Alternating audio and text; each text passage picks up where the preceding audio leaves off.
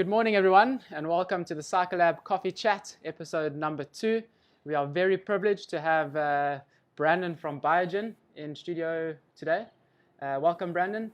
Thanks, guys. If you don't know, what Biogen is, it's a supplement company which specializes in supplements for endurance athletes, and more specifically for us today, cycling.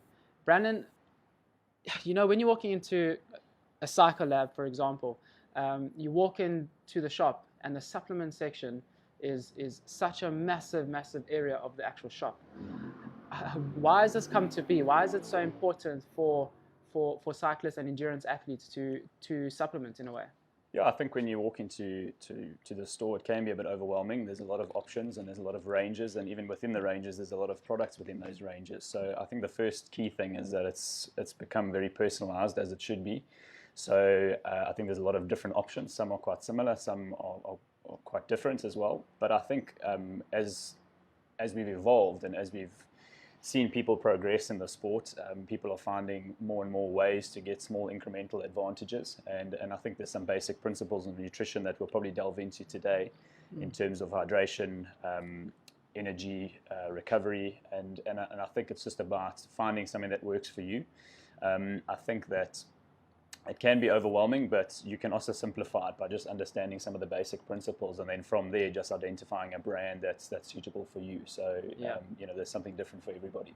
Brilliant. So, I mean, when it comes to Biogen specifically, and in supplements in general, it's about taking the right things at the right time. So, I mean, if we just look here on the desk, we have something here called a Carbogen. We got something here called a Cytogen. Then we got the recovery packet here. How important is it to get the timing and the kind of what you take at the right time? Is that something that's actually that important?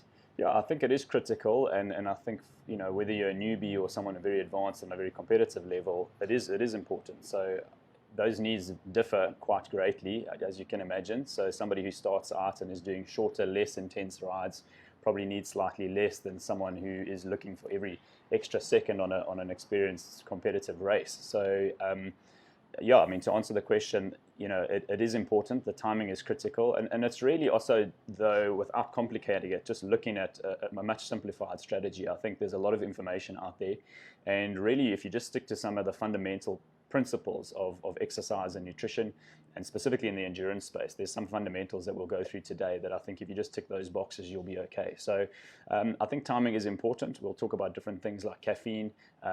Different ingredients are beneficial at different times of a race or a ride.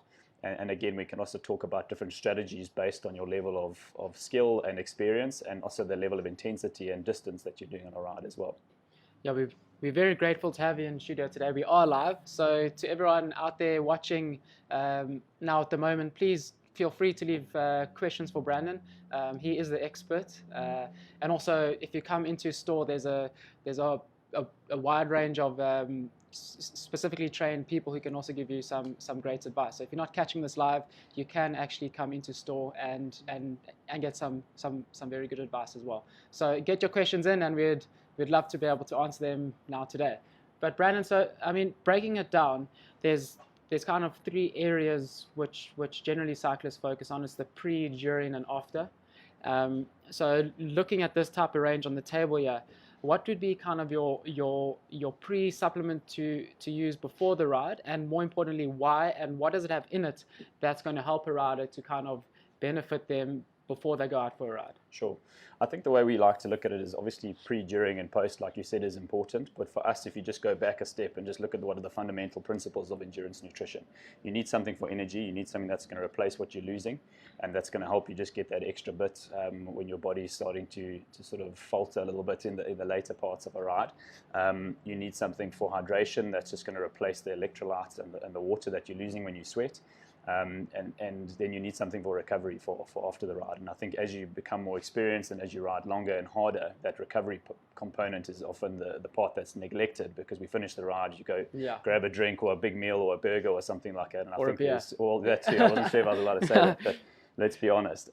So I think it's just about understanding what's best for you in those different times. But I think, there's different strategies for different people. And one of the things that always surprises me or amazes me to this day is how complicated we can make this for ourselves. Exactly. And I think if I look around, and even sometimes maybe we're even guilty of it, I hope not, but many brands and companies have these heavy strategies and there's all these technical things in these terms, and I think that's what becomes so confusing.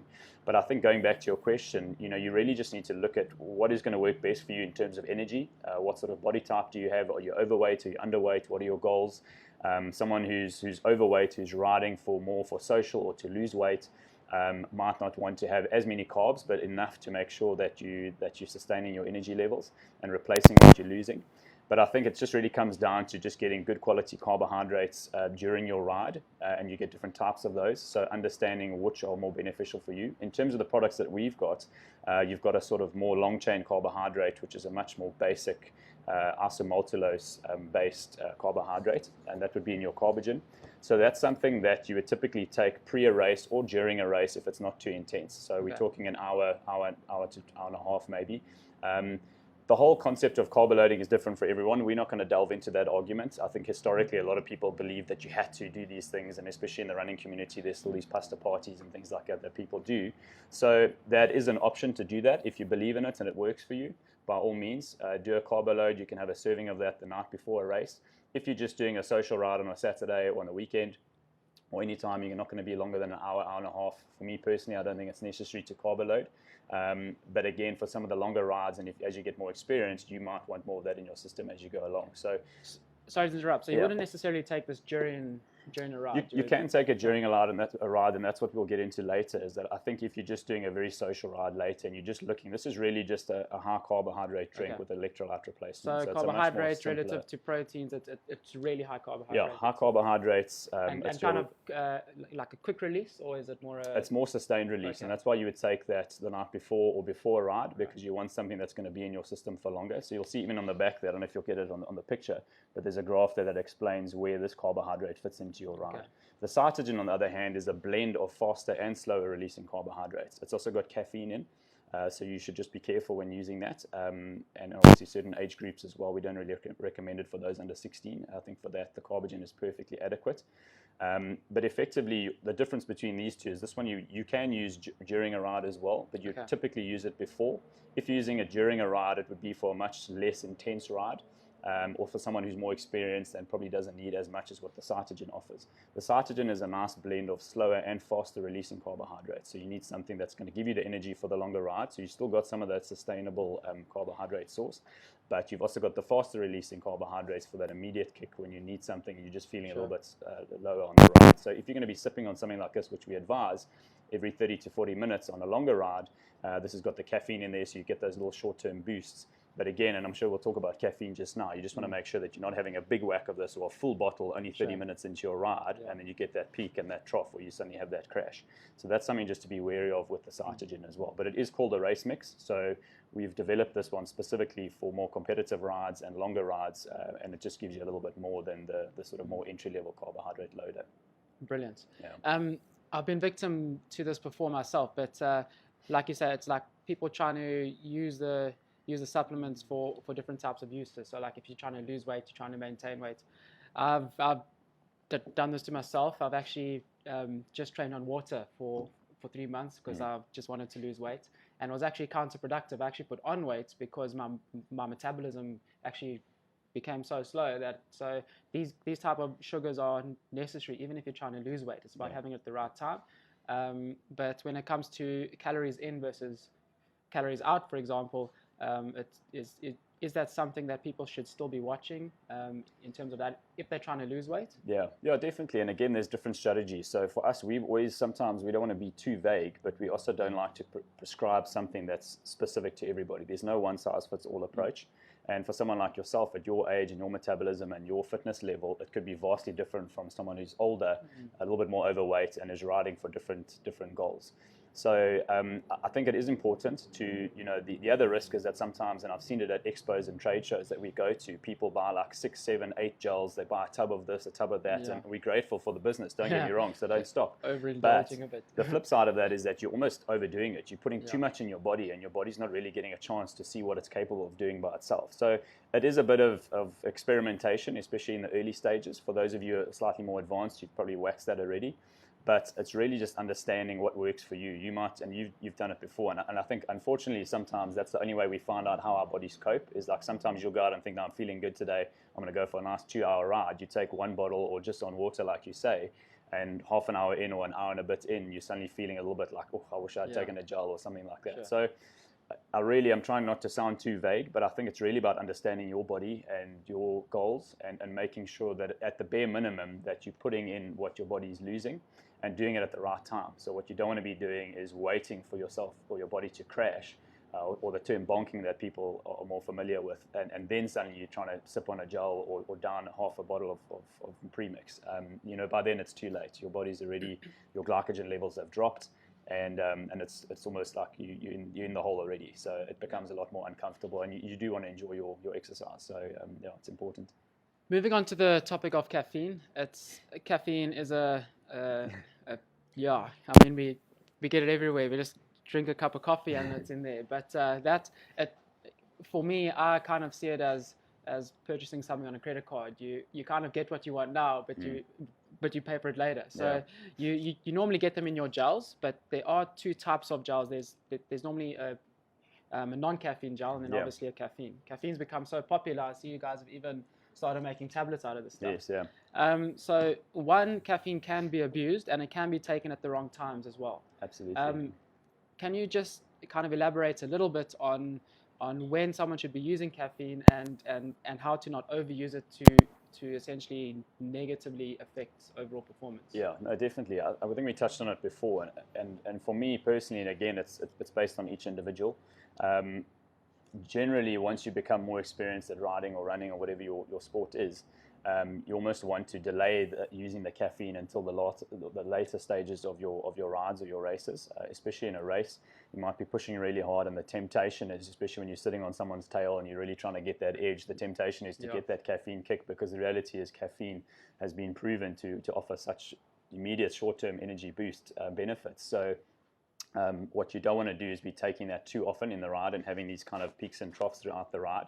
And so what I would suggest for most people is to use a non-caffeine gel every 30 to 40 minutes. If that's your preferred source of energy, you might want to mix it up with the drinks and that sort of thing.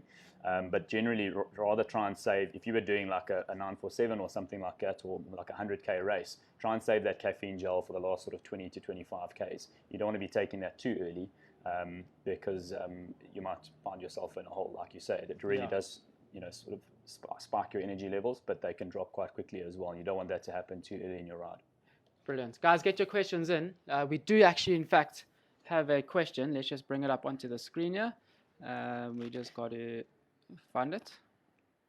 On the live chat, just need to bring it up. So reload this thing. So let me just quickly help you out there. So Brandon, they're asking, what is your favorite product, Biogen product, and what sports do you enjoy? Thank you, Melissa. What is your favorite Biogen product, and what sports do you enjoy? I'm actually more of a runner, to be honest. So I feel a little bit, you spoke about being an expert earlier, but I did recently just get a bike at Cycle Lab. So getting back into the mountain biking, which is really exciting. Brilliant. So I'm looking forward to that. But for me personally, to be honest, and again, we talk about simplifying nutrition, you've got the Magnesium Fizzy here. Yes. For me, the Fizzies has always been a great help. It's got no caffeine in. It's really just a basic magnesium effervescent. So for me personally, I prefer to use something that's compact and easy to use. So I would use just a basic electrolyte drink. We also have an electrolyte fizzy drink that Cycle Lab sells as well. For me, it's just a much simpler, basic product to use.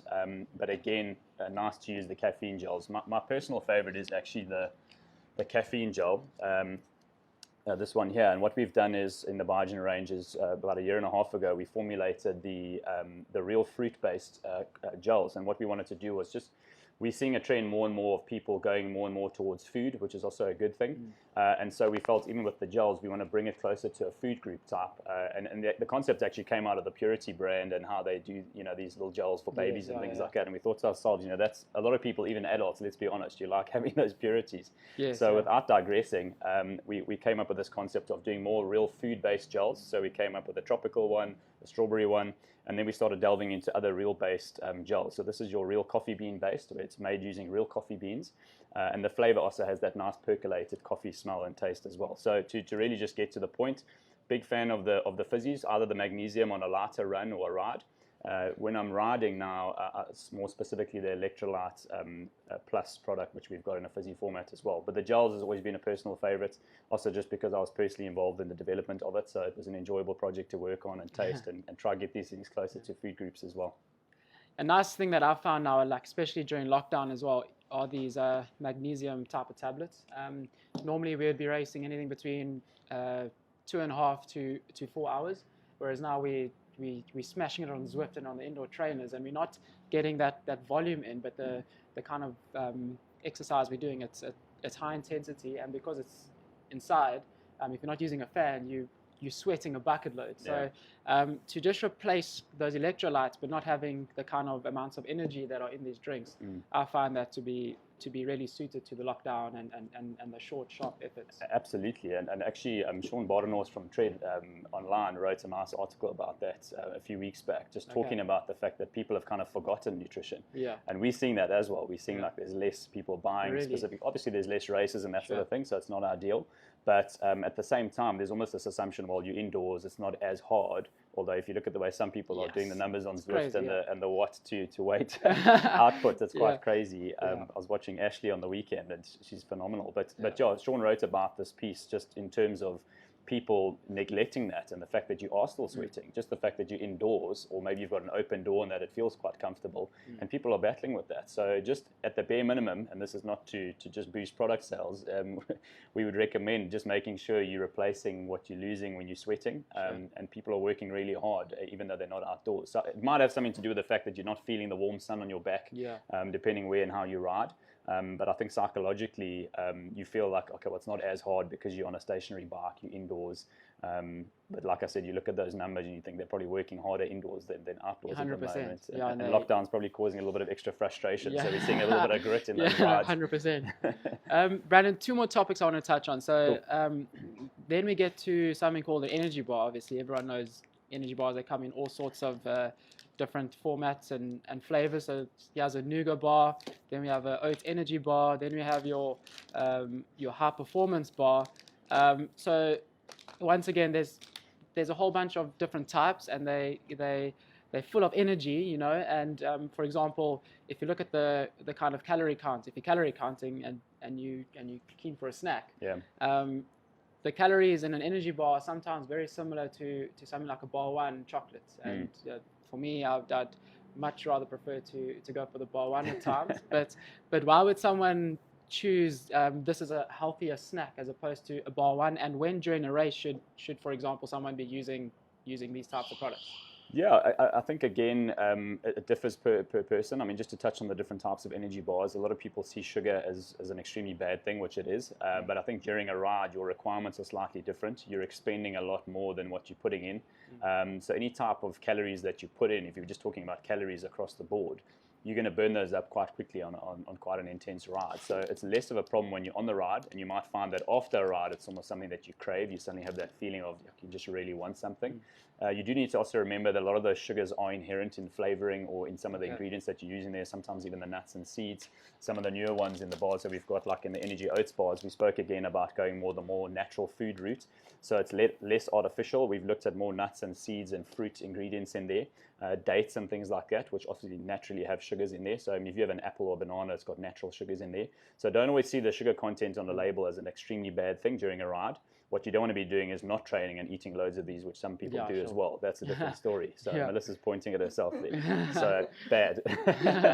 But in terms of timing and that, again, for me personally, the way I would view it is that, and again, I'll go back to what we see at the expos and even sometimes in the stores, and that guys go out and we're very grateful for these big bulk purchases. But almost choose your strategy. You know, you might not necessarily need a bar and a gel and a pre-mixed product. Sure. The best for me is to kind of say, look at how long you're going to be riding and for how intense. If you're going to be doing less than an hour ride, realistically, you could probably get by on water or a very simple electrolyte like a magnesium fizzy or an electrolyte fizz type of ingredient. So you're just replacing the electrolytes. I think anything from an hour to 2 hours, you might want to throw in a gel or two, depending on your fitness level and your skill set. And thereafter, anything 2 hours or heading on to 3 hours, like your bigger sort of mass participation events, which are typically 90 Ks plus, you might want to have a couple of options, because the reality is solid food is always the best thing for you. It's difficult to do that on a bike, but I think the bars give you that option. So if you're going to do like a 2 to 3 hour ride, you might want to throw in a bar every hour or two on that ride, because it gives you something to snack on. It's something wholesome. Your body feels like you're actually having a small meal, which is a good thing. And you also don't want to be filling yourself with so much liquid between the gels and the mix that you feel bloated, you feel full, you feel heavy. Sure. And sometimes your body just craves those natural sugars from a bar, like the raw energy oats in particular as well. So I think based on how long your ride is, have a look at how much you're carrying with you. You also don't want to be heavy with, like I said, 8 or 10 gels in your pocket, and 3 bars and a drink and 3 or 4 bottles. Like it's not practical. So just stick to the basics, and like you say, like I said, just find what works for you and the timing of it. If you're doing like a longer ride, 2 to 3 hours, I would say maybe take 2 bars on, and then just see how you feel on the day. You want to make sure that you're getting something every 30 to 40 minutes, maybe a bit longer if you're fitter and stronger. For the more competitive professional athletes, it's probably less than that. But you'll even see they're often having a sip on something every now and again. And I think that's the key, is also not to have these big gulps and down half your bottle when you're feeling it and you're suddenly out of breath. Just have little sips. You'll be pleasantly surprised how long that way can go in that little sip as well.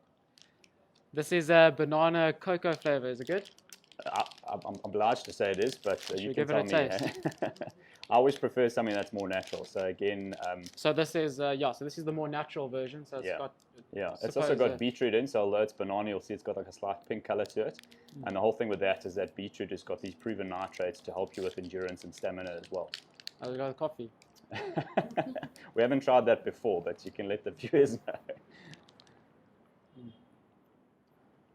We should bring out a coffee bar for you as well. Put a caffeine one out there. 100%.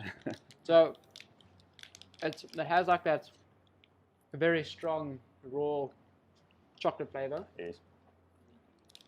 It's a little bit hard, but that's because of all the natural ingredients. And it's a bit cold, so you might find that the temperature does affect it as well. Put it out in the sun for a bit. But it is important, I suppose, the texture of the bar. Yeah, you want something that's slightly chewy, but not too hard that you're going to break your teeth and lose a tooth on a ride. No, that was very tasty. Cool. I definitely recommend it. Biogen are doing a little bit of a promotion inside CycleLab stores. You are getting, if you come into store, they're running a promotion where you get 3 tubs for the price of 2. So you buy 2 tubs, you'll get a third one free. So that kind of completes the whole cycle in a sense, where you get a kind of a carbogen, a cytogen, and then a recovery gin comes in a big tub as well. So you can get all 3 for the price of 2, which is nice to know. So thank you to you guys for running that promotion. Pleasure, so you can either come in store, or you can also buy it online as well. So get your hands on some Biogen. The last thing I want to chat to you about, Brandon, just before we can wrap it up for a bit, is all these different types of so we get these kind of amino acids, glutamine. I see alanine has now come out in its own kind of amino acid form, and something like creatine. These are all things that people can add to like a recovery drink or to the actual bottle while they're cycling. How does that play a role in kind of performance, and why would someone do that? Is it for recovery? Is it for gains that they get now, or? Yeah, amino acids have a really strong benefit in terms of muscle recovery. So we spoke a lot about endurance and recovery, but in terms of your actual performance, it's your muscles that is doing a lot of the work. So what you want to be doing is replacing glycogen in those muscle groups, but what you also want to do afterwards is to be repairing those muscles. So the more you can recover almost while you ride and afterwards in particular, the better. So we always recommend taking something that's got a high protein content directly after a ride or a race in particular. Recovergen's got that. With a lot of the protein shakes, they inherently come with a lot of amino acids in it. Some people find that if taking additional amino acids have been really beneficial. So the L-glutamine is something that's traditionally used by a lot of fitness athletes and bodybuilders. But even in cycling now, people are finding that just shortens their recovery time, which is a great thing. So you can get back out there quicker, especially if you're more competitive. So L-glutamine in particular is great amino acid for muscle sparing. Beta-alanine in particular, a slightly different ingredient, more for stamina. And we've got a product called Amino Power that we don't actually stock in CycleLab, but we should look at doing that. We've got the tablets here, and that's really something that's, for me personally in running, has been a great benefit in terms of stamina. So it gives you that extra little boost, and it just prolongs that lactic acid buildup, which is important. So you don't want to hurt too soon on your run or your ride, and so that's quite important. But again, it's really just around recovery. And amino acids, like you said, a lot of the good shakes will have those in them already. But if you find that that's not enough for you, you can also add a plain white scoop of L-glutamine powder, which we also have at CycleLab as well. Brilliant. Shucks, it's a lot of information. I've learned a lot just being part of this chat. A very massive thank you to you for coming through and explaining the whole type of range. But it is about pretty much what you can do now to recover faster, so you can get back on the bike to go out hard and to smash it once again. Absolutely, so, yeah. Brandon, I really appreciate your time. It's great to have you in our coffee time chat. We're going to make this a regular thing. So to all the viewers out there, you can tune in next week, Friday at 8:30. There's going to be a range of interesting products that we're going to cover over the next few weeks. And once again, 3 tubs for the price of 2. So get your Biogen stash in, so you can get the whole kind of range and the whole kind of package for the price of 2 tubs. You'll get 3. So thank you, Brandon. Absolutely. And we'll catch up soon when the event starts happening. Thanks very much. And what I'll do is I'll just throw this in. We didn't plan it, but just in terms of this 2+1 offer, I think if you just comment below the post today, what we'll do is we'll choose a random winner to win one of these packages of the 2 tubs plus the 1 free. So just name one Biogen product underneath the post, and we'll put you in a draw, and we'll get Miles to draw